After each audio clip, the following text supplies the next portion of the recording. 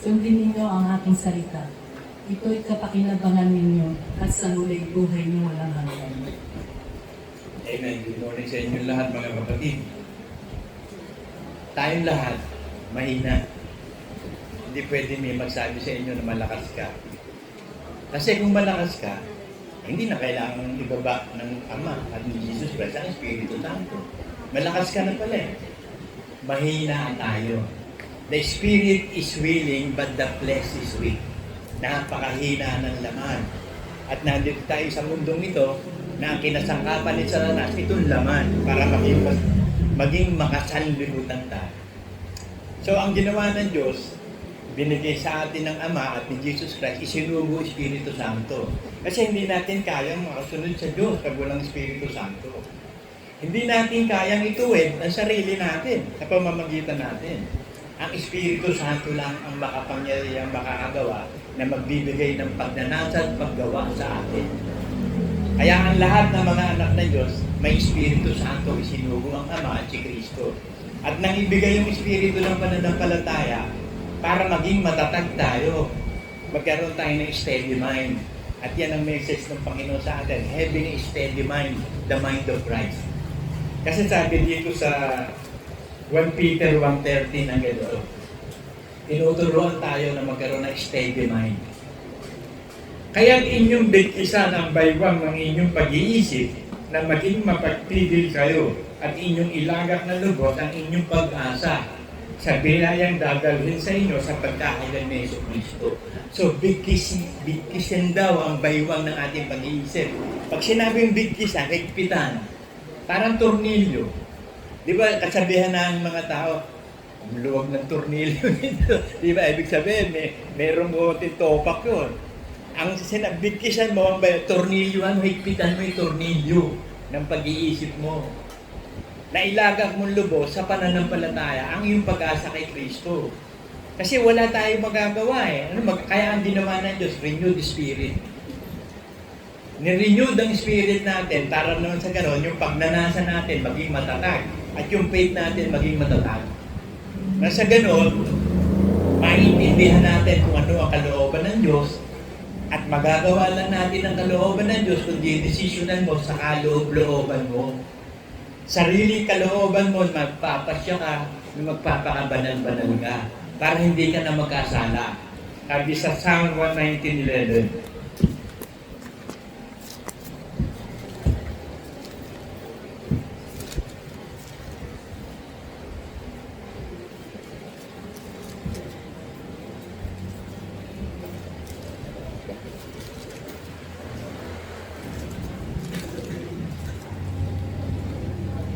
ang salita mo'y aking iningatan sa aking puso upang huwag akong magkasala laban sa iyo. Iningatan sa aking puso. So, ibig sabihin, didesisyonan mong mabuti by faith, iingatan mo sa iyong puso ang lahat ng kalooban ng Diyos. So, desisyonan mo yun. Kasi pag dinesisyonan mo sa kaloob-looban mo, hindi magagalaw ni Satanas yung bakit. Nasa kaloob-looban mo eh. Guardyado tayo. Nasa kaloob-looban natin ng Panginoong Yesus. Pag pumasok siya doon, mabubulagan siya ng Panginoon. So, tatakbo siya. Kaya hindi maaagaw ni Satanas ang ating pananampalataya. Kung di-desisyonan mo, bigkisan ng baywang ng pag-iisip mo na handa ka sumunod sa kalooban ng Diyos sa malayong pagpapasya mo with the willingness of the heart. Yun yung sinabi ni Pablo kay Pilimon. Kung wala kang pasya, wala akong magagawa. Upang sa ganon, huwag maging dahil kailangan o utos gagawin. Kung hindi, kusang loob mo, dinidesisyonan, tanggapin si Onisio mo. So, yun ang kalooban ng Diyos sa atin eh. Para maganap natin lubos ang kalooban ng Diyos, magdesisyon kang mabuti sa kaloob-looban mo. Kasi pag nasa kaloob-looban mo, walang makakagalaw nun. Pero kung sa isip mo lang, nasa labas yun eh. Madaling lagdag yan ni Satanas yan eh. Kasi mahina tayo. Ang pag-iisip natin, pabago-bago. Konting sitwasyon, bago na. Konting chismis lang, bago na. Konting sitwasyon sa buhay, bago na. Eh kung nasa kaloob-looban mo, hindi kayang baguhin. Parang pag-aasawa yan eh. Pag dinesisyonan mo na yung asawa mo na mamahalin mo habang buhay, kahit ano mangyari, hindi mo iiwan yan. Kasi dinesisyonan mong samahan siya habang buhay, kaloob-looban niya. Kaya madalas ko sabihin sa inyo, kung kayo mag-aasawa, siguraduhin nyo na yung magiging asawa ninyo ay talagang gustong makasama habang buhay. Kasi kung hindi, naku napakamalas ng buhay mo. Bakit? Kada kagigising, kada umaga, mukha na makikita mo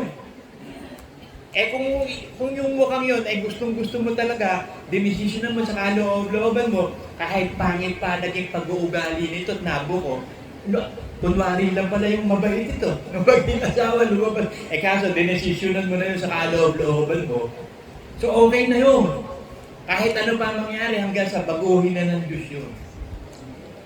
Kaya yun ang kinakailangan importante sa atin, yung decision making. At huwag kayo magdi-decision ng isang bagay na hindi nyo talaga gustong gawin. Kahit mahirap, kahit may hadlang, pero gusto mong gawin din yun. Desisyonan mo yun. Kasi hindi ka dapat ma-influensyahan ng ibang tao. Kasi ang ibang tao, influensyahan ka Pag sinunod mo yung counseling nila, nagkaroon ng problema, sisisihin mo sila. Pero kung didesisyonan mo sa sarili mong kalooban, wala ka sisisihin. Sarili mo lang. Dinesisyonan mo yan Kaya ang pagiging Kristiyano natin talagang, if you will believe by your heart and speak by your tongue that Jesus Christ is your Lord, you shall be saved. So believe in your heart. Talagang magtitiwala ka sa kaloob-looban mo, sa buong puso mo, sa buong buhay mo. Hindi ka magkakasala. Kasi yung salitang itinatanim sa ating puso, yun ang magliligtas sa ating mga kaluluwa. At kapag iningatan mo sa kaloob-looban mo, salita ng Diyos, makakaiwas ka sa kasalanan. Kasi magtitiwala ka sa Diyos ang salita niya Patay na ako Ang panlaban sa lahat ng kasalanan, yung pananampalatayang patay ka na. Sasabihin mo sa sarili mo yun, mananampalataya ka. Kung may gagawin ka isang bagay na kasalanan, alam mong gawa ng laman, sabihin mo sa sarili mo, sumasampalataya na ako sa Panginoon, bago na ako nilalang, hindi ko na gagawin yan. Kasi yun ang nangyari sa akin. Kaya ako nagtagumpay sa pamumuhay ko, laban sa lahat ng bisyo, lahat ng kasamaan, pinaniwalaan kong bagong nilalang ako. Si Kristo na ang nabubuhay sa akin. At ang buhay na ipinamumuhay ko ngayon, sa lamang ito na makasalanan, si Kristo na. So kahit ano mangyari, kahit bayaran ka ng bilyon-bilyon, hindi ka papayag, hindi mo i-renounce ang faith mo. Bakit?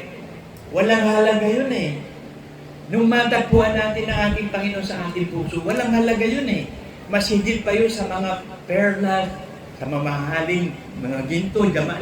Walang pwedeng itumbas na presyo yun. Uncomparable yun Kaya mapalad tayo kasi tayo pala yung mga anak ng Diyos. Kasi ako may sabuni-guni, alam nyo, hindi ko gusto to. Pinipersecute ko nga ang mga araw. Mayroong charismatic nung araw Jesus is in me, Jesus is in you. Ako ang babadoy nito mga ito. Matapos nung bandang huli, ako rin pala kakanta noon, Jesus is in me, Jesus is in you. Yun yung mga badoy na kanta nung araw Buti ngayon, magagaling ang music ministry natin, hindi badoy ang kanta natin. Yun ang babadoy, parang pang-probinsya dating. Kahit Kristiyano pa rin ako, namimili pa rin ako ng Kasi ako naman kumbaga sa nabuhay ako ng bata, malaya. Hindi ako parang probinsyano na ganito. May sariling originality. Hindi mo ko kayang impluwensyahan ng kahit anong bagay. Ang decision making natin kasi yun ang importante. Nung decisionan mo ang Panginoong Yesus, hanggang sa araw na ito, hindi ka magbabago. Sa kaloob-looban mo yun. Kaya ang kaligayahan natin, natatagpuan natin sa loob natin. Hindi mo matatagpuan ang kaligayahan sa nanay mo, sa tatay mo, sa asawa mo, sa anong hindi. Nasa labas yan Matatagpuan mo lang ang tunay na kaligayahan sa loob mo. Kasi si Kristo nasa loob mo. Ang kaharian ng Diyos nasa loob mo. Kaya sabi ni Kristo, huwag niyong hanapin ang kaharian ng Diyos doon o dito o sa chamber. Ang kaharian ng Diyos nasa puso ninyo. Kaya hanapin mo ang kaharian ng Diyos sa puso mo, huwag sa iba. Huwag kang maghanap sa iba. Kasi pag naghanap ka sa iba, mapuprostrate ka. Pag umasa ka sa iba, mabibigo ka. Wala kang aasahan kundi ang Diyos lamang. At maging matatag at matibay dyan. Sabi sa 2 Timothy 3:12.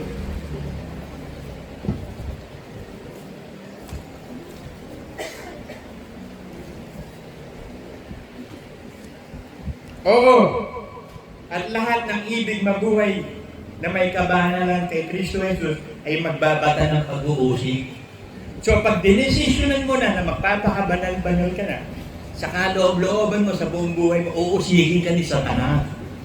At lahat ng puwersa ni Satanas gagamitin niya para i-prostrate ka, biguin ka. Hindi niya alam, sanay tayo mabigo. Sanay tayo mag-prostrate, anong magagawa niya? Sanay tayo doon sa hirap eh. Sinanay tayo ng Espiritu Santo, anong magagawa niya? Siya hindi siya sanay. Kita mo, nagsawa siya sa kabanalan. Nagsawa siya sa kapayapaan. Gusto niya, gera. Gusto niya away, hindi mo umiwalay sa Diyos. Nagtayo na sarili kanya. Pero nakaibang Henyo pa rin siya na wanted. Nagsawa si Lucifer sa pagpapakabanal. Love never fails, kaya walang pagmamahal kay Lucifer eh. Puro pagkamuhi, bitterness na kay Satanas. Puro kasinungalingan. Kaya yun ang panlaban niya sa tao eh. Kasinungalingan, deception. Di ba yun ang ginamit niya kay Eva? Totoo ba yan? Totoo ba pag kumain ka niyan, mamamatay ka? Hindi totoo yan. Magiging katulad ka nga ng Diyos. Pag mabubuksan ka, malalaman mo ang tama't mali. Katulad ng Diyos. Ay ba't di mo subukan? Kasi pruweba na ni Lucifer yun. Siya unang kumain nun. Kaya naging si Satanas nga siya. Kung hindi na pwedeng patawarin, ang pinili niya si Satanas. Hindi si Lucifer. Kaya hindi siya nakabalik kay Lucifer eh. Patuloy siya hanggang ngayon kay Satanas. At yung plano niya maging Diyos, magaganap yun sa tribulation period. Kasi ipoposes niya yung Antichrist eh. Tapos i-announce niya sa pamamagitan ng Antichrist, I am God. So yung kanyang pangarap sa kanyang buhay, yung minimiti niya maging Diyos, mangyayari. Pero panandalian lang yun. 3 years and a half lang yun. Pagkatapos ng 7 years of Great Tribulation, bababa na tayo. Kasama na Panginoong Jesus. Maghahari ng 1,000 taon. Pag maghahari ng 1,000 taon si Kristo, kasama tayo, kailangan walang kontrabida. Kasi pangit eh. Pag nandun ang kontrabida, may hadlang eh. Kaya ilalagay sa bottomless pit si Satanas. For 1,000 years reign of Christ. Ngayon palalabasin uli yan. Lalabas na naman yung pagkasatanas niya. Yun na yung Battle of Armageddon. The last battle of Satan against God. Lahat ng naranahan sa lupa, aakitin niyang pumunta sa Jerusalem, lusubin, durugin. Ang hindi niya alam, isang salita lang ng Panginoong Jesus, durug silang lahat. Sabi nga sa Bible aabutin ng 7 buwan para lang ayusin ang mga bangkay. Ang mga bangkay hindi na kayang lilibing.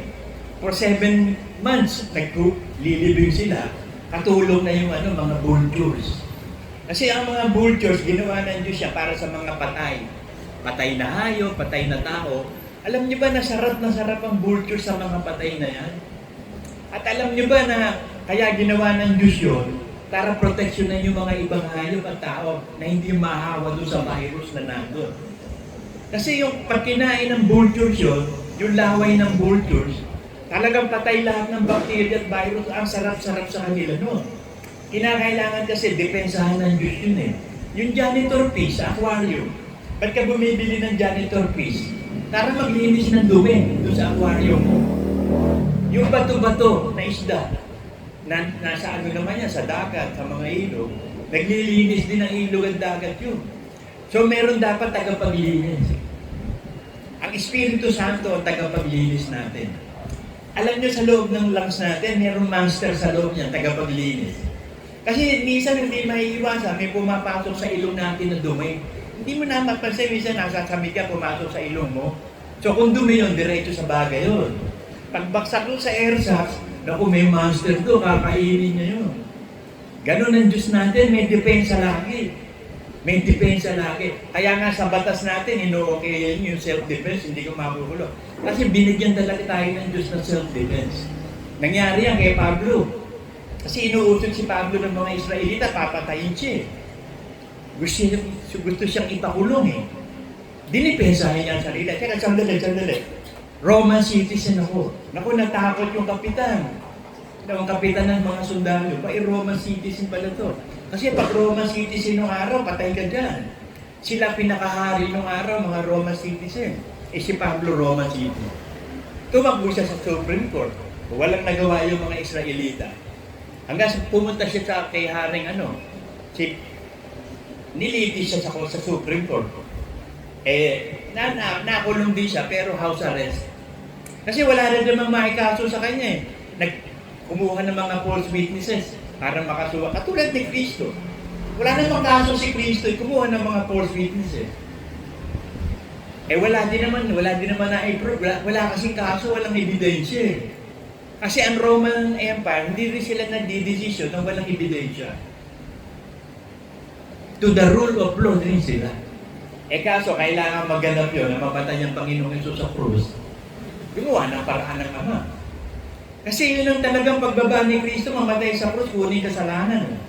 Every year, nagkakaroon ng amnesty sa mga kriminal Mayroong pakakawalan ng isa. Yung panahon na yun, sa bago mag-Passover, yun ang ginamit ni Pontius Pilate para hindi siya matanggal sa pwesto.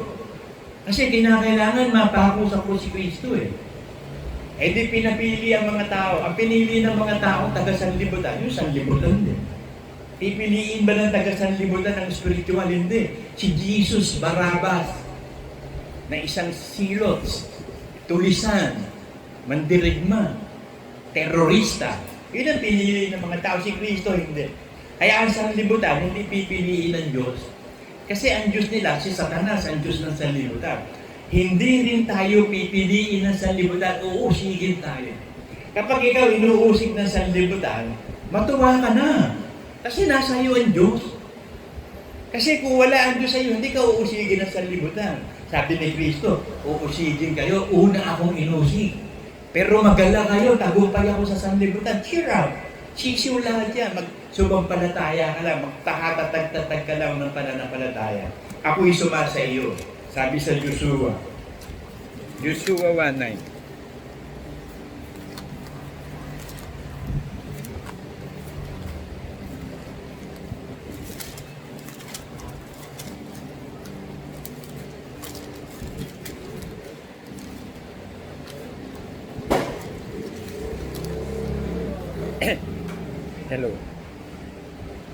Hello. Ray, ano to? SOS. Ba't walang sound? SOS. Lagi tayo nag-SOS Walang sound.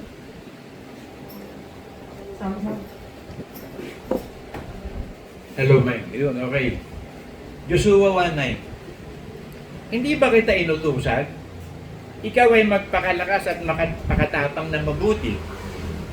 Huwag kang matakot, ni manlupaypay man, sapagkat ang Panginoon mong Diyos sumasa iyo saan ka man pumaroon. So yun ang pananampalataya. Kahit saan tayo magpunta, kasama natin ang Diyos.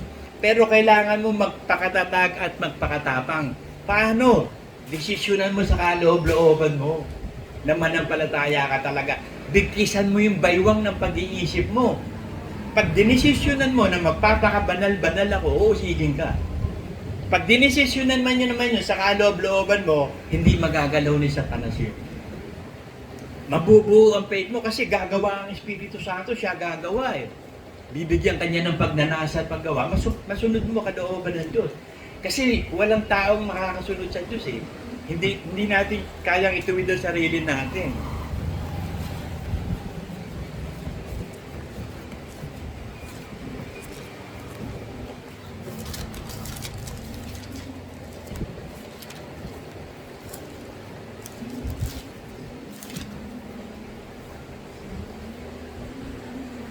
Jeremiah 10:23.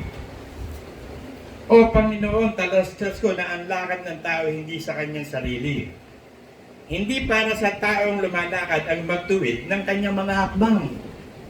So walang taong pwedeng magpakabanal-banal o makasunod sa Diyos pag walang Espiritu Santo. Kasi kailangan bigyan sila ng pananampalataya. Bago ka bigyan ng Espiritu Santo, kailangan sumasampalataya ka. Bago ka bigyan ng pananampalataya, kailangan magsisisi ka. At anak ka ng Diyos. Kaya yung nakikita natin sa labas na mga born again kuno, hindi natin sila kakatulan. Bahala sila. Pero kung tunay ang pananampalataya nila, matatagpuan nila ang tunay na Diyos.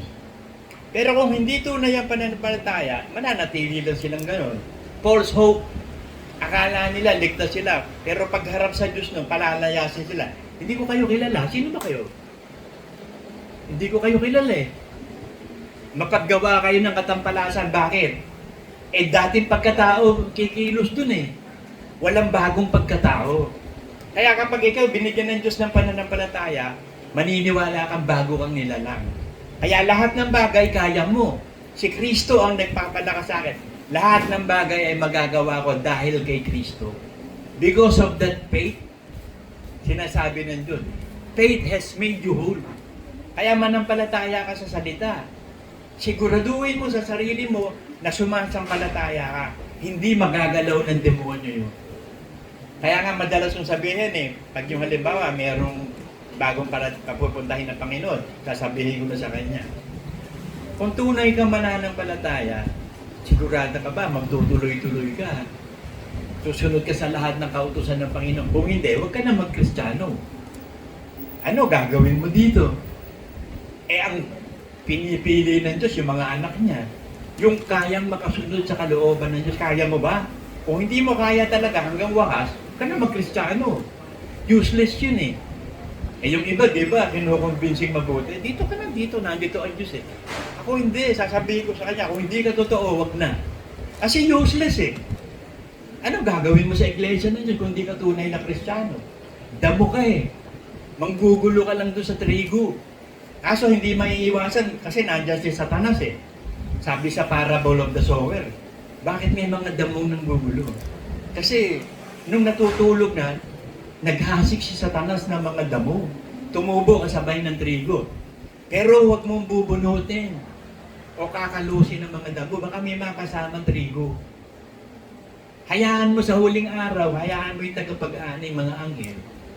Yun ang gagamitin ng Diyos para ihiwalay ang trigo sa damo. And judgment begins in the house of Belief. Inihiwalay na ng Diyos ang mga trigo at damo sa atin. History will speak for themselves. Yung history ng LCJ Ministry magpapatotoo. Na talagang merong pastor na kumakalos, ang kinalos pala niya, puro mga anak ng Diyos. Ako, kinalos din ako Alam niyo ba na ako rin talagang unforsaken ako Tawag dito, yung cast out. Cast out din ako, kaya lahat ng binigay sa akin, cast out din. Si David, cast out yun Ang ibinigay sa kanya ng Diyos, cast out din, 600. Pinalayas din ni Saul Puro cast out. Ano ba si David? Napakahusay na pastor noon. Tayong lahat na cast out, napakahusay natin, di ba? Sumunod sa Diyos. Ewan ko, kung may makasagot sa inyo ng amen. Sa iba, sasabihin, amen! Amen! Checkin mo na lang sarili mo. Magpa-check ka sa Diyos. Tingnan mo sa, Lord, ako nga'y checkin mo nga ako ba'y nasa kaayusan? Kasi dapat magpa-check ka sa Diyos Ganun na nangyari sa mga apostol Sabi ni Kristo, isa sa inyo ipagkakanulo ako. Isa sa inyo itatakwil ako. At sabi ng mga apostol, ako ba yun? Ako dapat sabihin, ako ba yun, Lord? Ako ba? Dapat checkin mo na sarili, ako ba? Huwag yung iba. Kasi yung iba, kapag may nangyari sa buhay mo, sisisihin mo yung iba Sarili mo, sisihin mo. Ikaw ang nag-decision yan. Ikaw ang pumili. Tapos ipapasa mo sa iba, parang si Eva. Kasi kaya ako kinain yung bunga na yun Dahil kasi yun sa ahas Sabi nung ahas, di daw totoo yun O ngayon, sabi naman ni Adam, kaya ako kinain kasi pinakain ako ng babae. Di ba kanya-kanya turuan? Ayaw dapat mea culpa. I am the culprit. Mea culpa. Ako ang may kasalanan dapat. Kaya yung mga apostol, sabi niya, ako ba? Nagtatanungan sila. Napakababa ng mga apostol. Hindi yung sasabihin, ikaw yun. Ikaw yun. Madalas magturo, ikaw yun. Madalas gawin sa akin yan nung araw sa sagot naman, ako tinuturo, ikaw may kasalanan. Kahit wala akong ginagawa, ako may kasalanan Sa bandang huli, pinalayas ako. Kaya nung palayasin ako, gumawa ng paraan si Brother Man Sabi niya, sa ngayon, hindi ko pa kaya kunin kayo ni Manuel Doon muna kayo kay Tote sa School of Christ. Hindi ko pa kaya. Nung dumating yun na yung panahon, kaya na niya, pinapunta na kami ng Panginoon kay Brother Man Kami dalawa din ni Manuel So makikita mo yung hand of God Yung kilos ng Diyos kung paano gumagawa. Siya ang kumikilos, siya ang naglilinis. Inahalis niya yung mga damo. Iniiwan ng mga trigo. Sabi sa Matthew 3.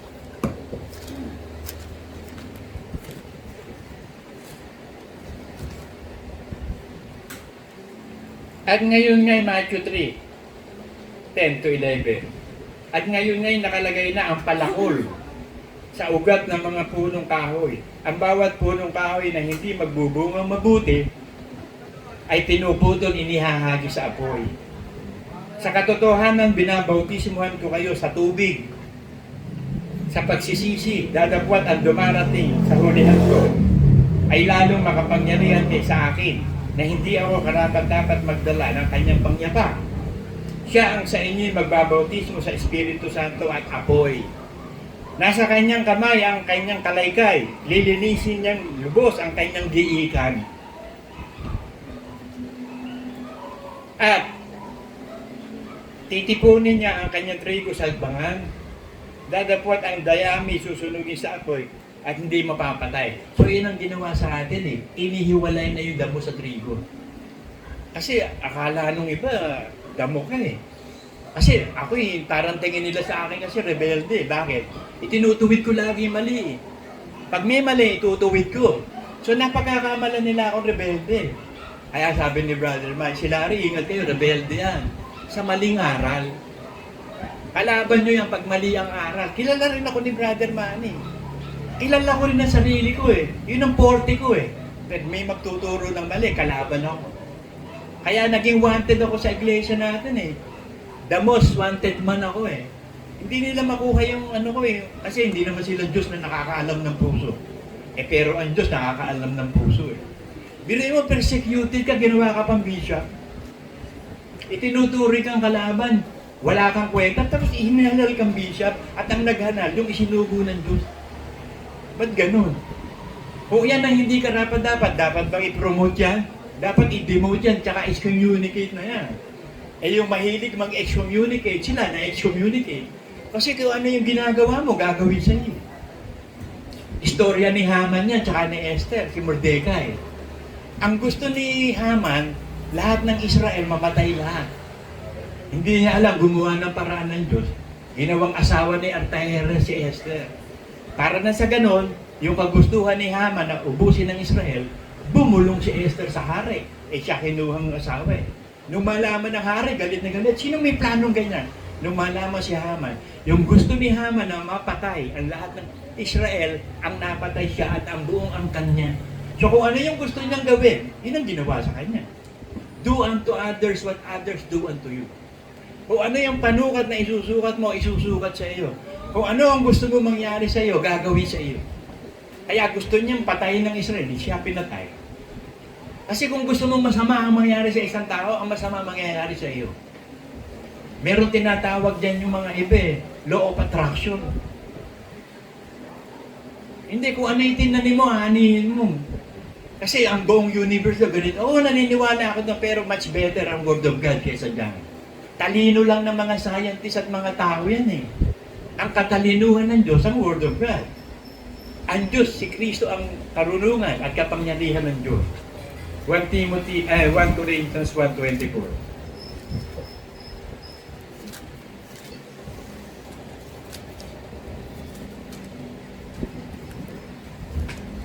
Ngunit sa kanila na mga tinatawag, maging mga Hudyo at mga Grego, si Kristo ang kapangyarihan ng Diyos at ang karunungan ng Diyos.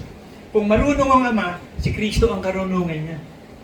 Kasi yung philosophy, ano yan eh, wisdom of man. Karunungan ng sanlibutan, basahan sa Diyos yan eh. Sabi sa 1 Corinthians 3:19. Sapagkat ang karunungan ng sanlibutan ito'y kamangmangan sa Diyos, sapagkat nasusulat, hinuhuli niya ang marunong sa kanilang katusuhan. At muli nalalaman ng Panginoon ang pangangatwiran na marurunong na pawang walang kabuluhan. Basahan. Basahan lang ang katiluruhan ng tao dito sa mundo. Kapangmangan lang lahat yan. Kailangan karunungan ng Diyos si Kristo. Kung gusto mo maging marunong, matalino, piliin mo si Kristo.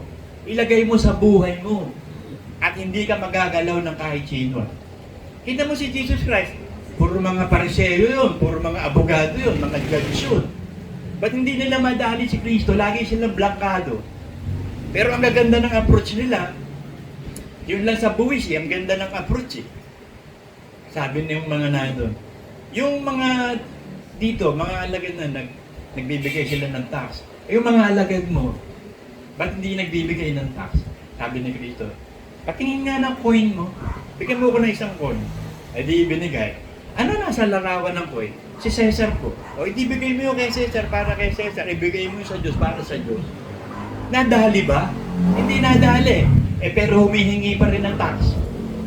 Nagpasakop si Cristo sa batas nila ng tax. Sabi niya, Pedro, pumunta ka doon sa ilog, kumuha ka ng merong isda, may coin sa bunganga. Ganon katindi. Nagbayad si Cristo ng tax, galing doon sa isda, sa coin, nasa bunganga ng isda. O meron pang isa, gusto siyang hulihin na naman, yung sinasaway yung authority. Kasi ginulo niya yung market eh. Sabi niya, anong otoridad ginagawa mo ito? Ano sino nagutos sa yung gawin mo ito? Ang bahay ng aking amay, bahay pala lang, hindi mga den of thieves. Sabi niya, bago ko sagutin yan, tatanungin ko muna kayo. Yung otoridad ni John the Baptist, galing ba sa tao o galing ba sa Diyos? Nag-meeting pa yung mga judge at abogado. Teka, sandali. Ano sasabihin natin? Pag sinabi natin, hindi galing sa Diyos yun, ang daming tao yan, Google Pin tayo. Pag sinabi naman natin sa Diyos, bakit natin kukontrahin? Sa Diyos pala. Sabi ng mga Pariseo, hindi namin sasabihin. Sabi ni Cristo, hindi ko din sasabihin. Nakakalusot ba? If God is with you, who can be against you? Kasi ang katalinuhan ng Panginoon, katalinuhan mo eh. Ang karunungan mo, karunungan niya, sino mananalo? Kahit sinong philosopher, kahit si Aristotle, si Socrates, si Plato, si Confucius, si Watchman, si Tao, si Bahay, lahat ng philosopher na, lahatin natin. Walang panalo. Ang huling philosopher na nakita ko magaling, si Bruce Lee. The yin yang. The defense and offense. Ang ginamit ni Bruce Lee, philosophy, yung yin yang eh. Male and female, yung aral ni Tao. Napakahusay niya si Bruce Lee. Yan ang hinahanga kong martial art artist. Walang tatalo dyan. Kay Bruce Lee, baksak lahat. Ibang klase si Bruce Lee, ibang klase concentration niya sa field na pinili niya. Pero ang agap naman tayo, sayang. Kaso, yun ang tadhana niya. 32 years sa patay na. Pero kung mabubuhay si Bruce Lee, lalaban ako sa lahat ng kalaban niya, tiyak talo. Yung 1-inch punch niya, sino makakagawa nun? Yung 1 inch lang yung layo, pag iboblong gano'n, baksa at tumatarumpit eh. Eh yung pag mahaba yung puwersa, eh yung 1 inch nga lang eh. Alam niyo, nag-aaral ng philosophy si Bruce Lee sa university, sa US eh. Alam niyo, 1 term na lang gagraduate na siya. Hindi niya tinuloy. Sabi nung ba't hindi mo tinuloy, graduate ka na, PhD pa naman. Eh kasi naisip niya, magtayo na siya ng School of Art. Sabi niya, mas mahalaga ang philosophy na sa isip ko, i-apply ko. Nagtayo siya ng sarili na niyang, karate doon. Hanggang sa kilala na siya ng kilala.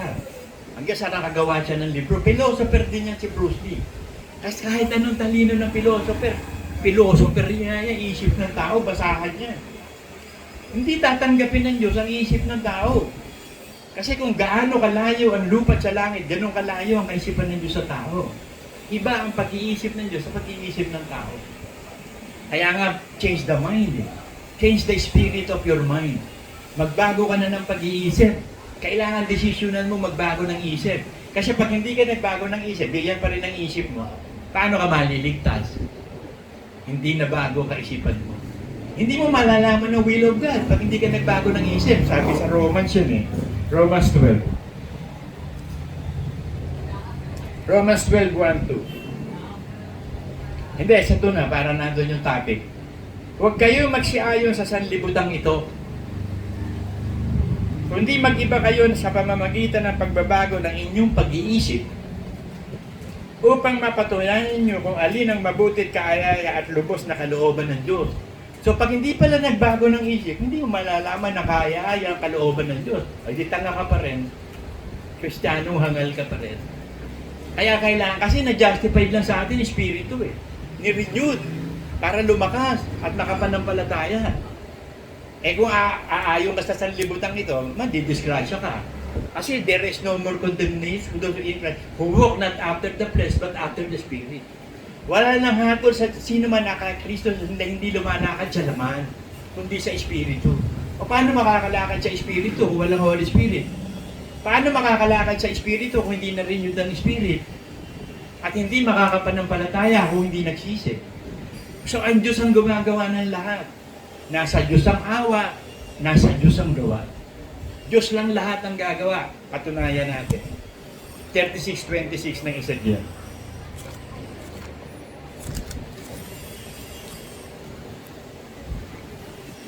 Bibigyan ko rin naman kayo ng bagong puso.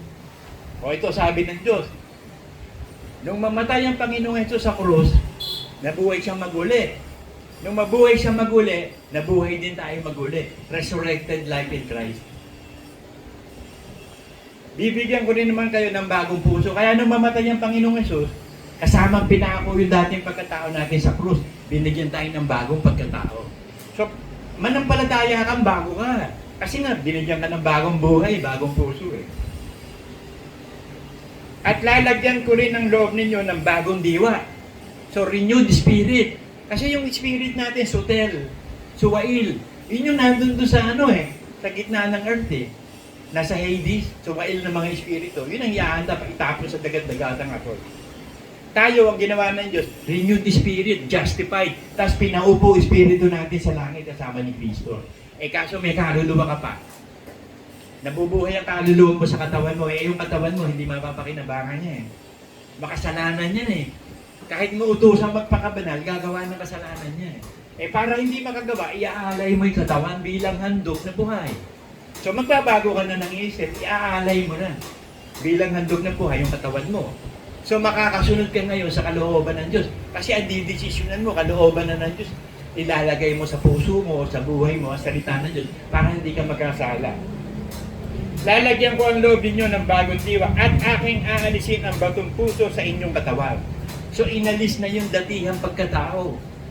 Ipinako na sa krus. Pero kailangan mo manampalataya kasi nandiyan pa rin. Pag pinairal mo dating pagkatao, lalabas yan. Magmumura yan, maiinis siya, magagalit yan, gaganti sa masama yan. Hindi susunod sa word of God yan. Carnal yan eh. At aking aalisin ang batong puso sa inyong katawan at aking bibigyan kayo ng pusong laman. Sensitive life. Pusong laman na, nakakaintindi na. Nakaka-discern na. May intuition na. May damdamin ng makadiyos. May diwang makadiyos na. At aking ilalagay ang aking espiritu sa loob nyo. Kita mo, lahat ginawa ng Diyos. Binago yung datihan natin pagkatao. Inalis na, binigyan tayo ng bagong buhay. Nirenew ng Spirit. Pagkatapos i-renew ng Spirit, ibinigay niyang Holy Spirit. So yan ang mga sequence ng pagiging Kristiyano. At palalakarin ko kayo ng ayon sa aking mga palatuntunan. Palalakarin ko kasi siya magpapalakad, siya ang gagawa. Dahil nasa iyo Holy Spirit, sasabihin sa iyo ng Holy Spirit, gawin mo yan. So pinalalakad ka ng Ama sa pamamagitan ng Espiritu Santo. Ang Diyos ang gumagawa, ang Diyos ang nagbibigay ng pagnanasa. At aking kayong palalakarin sa aking palatuntunan at inyong iingatan ang aking kahatulan at isasagawa. O kita mo maisasagawa, magagawa mo na. Sabi sa Romans 6:22.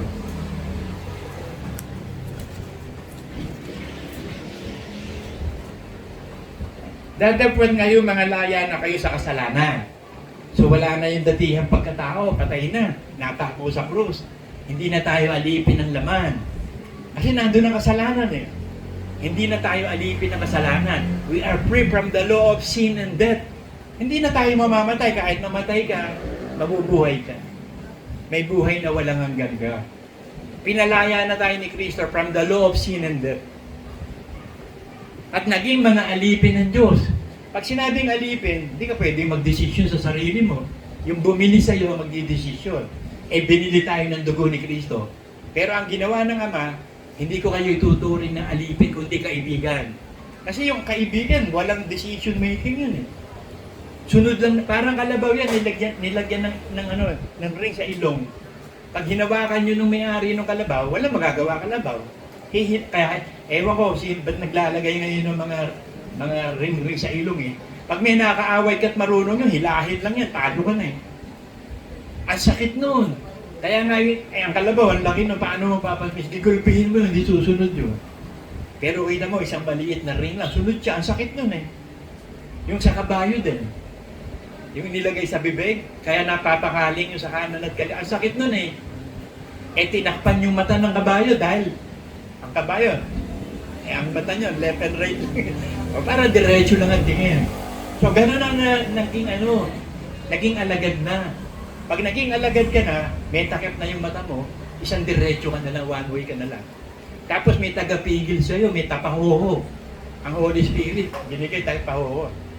Makakapag-ingat kang magsalita ng masama. Makakapag-ingat kang gumawa ng kasalanan.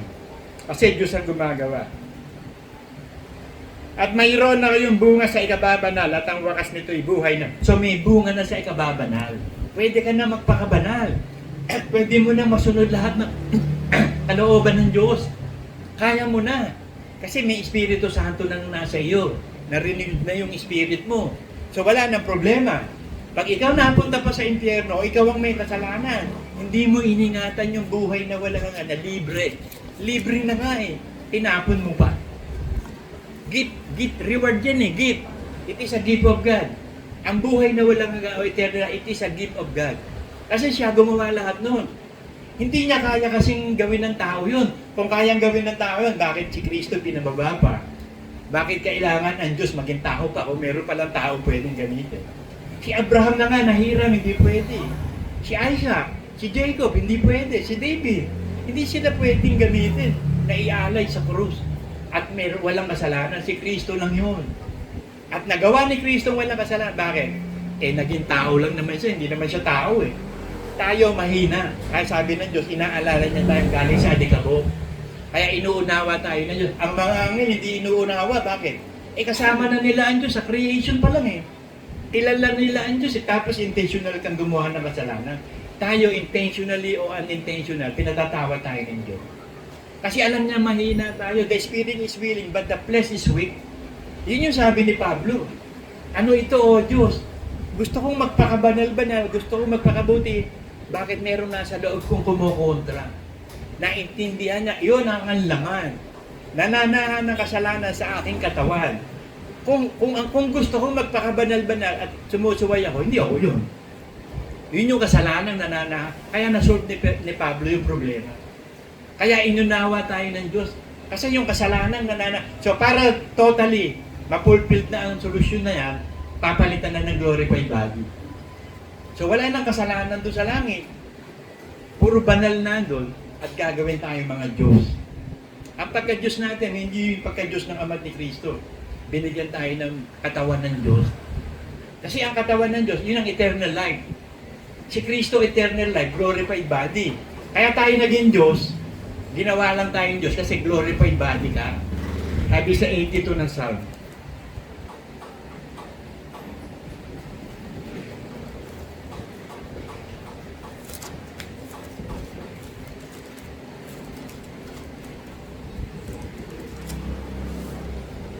Ang Diyos ay tumatayo sa kapisanan ng Diyos. So madaming Diyos. Tumatayo ang Diyos, nandun ang Ama, nandun ang Espiritu Santo, nandun si Kristo sa langit. Tumatayo sa kalipunan ng mga Diyos. Tayo dadali sa, di mga Diyos tayo. Halimbawa, kabayo, nanganak yung kabayo. Ano tawag mo sa anak ng kabayo? Di kabayo. Alam mo namang kambing yun. Anak nga ng kabayo, kabayo. Anak ng kalabaw, kalabaw. Anak ng Diyos, Diyos. Ko sabi. At aking sinasabi, kayo'y mga Diyos at kayong lahat ang mga anak ng kataas-taasan. Kaya ipinanganak tayo. Yung unang creation natin, laman yun eh. Galing sa alikabok. Kaya may born again experience. Kailangan you must be born again. Ang laman ay laman. Ang espiritu ay espiritu nga. You must be born in the spirit. Ipinanganak tayo ng Ama, ang Ama ng mga espiritu. At ang una niyang ipinanganak, si Kristo, ang kinalulugdan niyang anak. Siya ang panganay ng mga panganay. Kaya kapatid natin si Kristo, hindi Papa. Maririnig mo doon, kahit batang maliit, si Lolo ba nakasama lang ni Papa Jesus? Kung kita mo, pinatanda pa si Kristo. Papa eh. Ang Papa Lolo yun eh. Yung daddy yun. Tatay yun. Yung panganay na kapatid, sabi sa langit, tayo magkakapatid kay Kristo. Iisa lang ang guro, iisa lang ang Diyos. Tayong lahat ay iisa kay Kristo Jesus. In Jesus' name, Amen.